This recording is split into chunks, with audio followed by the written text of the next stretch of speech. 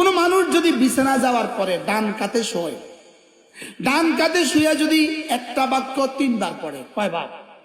আল্লাহর নবী বলেন আল্লাহ তাআলা তার গুনাহগুলোকে মাফ করে দিবে।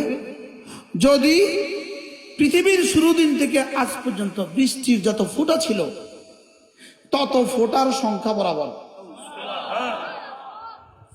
পৃথিবীতে যত গাছ আছে তত গাছের পাতা বরাবর।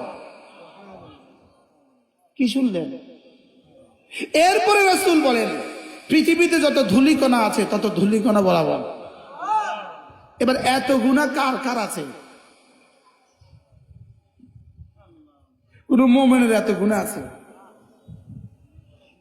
তাহলে এই বাক্যটা যদি আপনি পড়েন ডান কাতে শুয়ে, বলবো বাক্যটা বলবো, আস্তাগফিরুল্লাহাল্লাযী লা ইলাহা ইল্লা হুয়াল হাইয়ুল কাইয়্যুম ওয়া আতুবু ইলাইহি লা হাওলা ওয়ালা কুওয়াতা ইল্লা বিল্লাহ।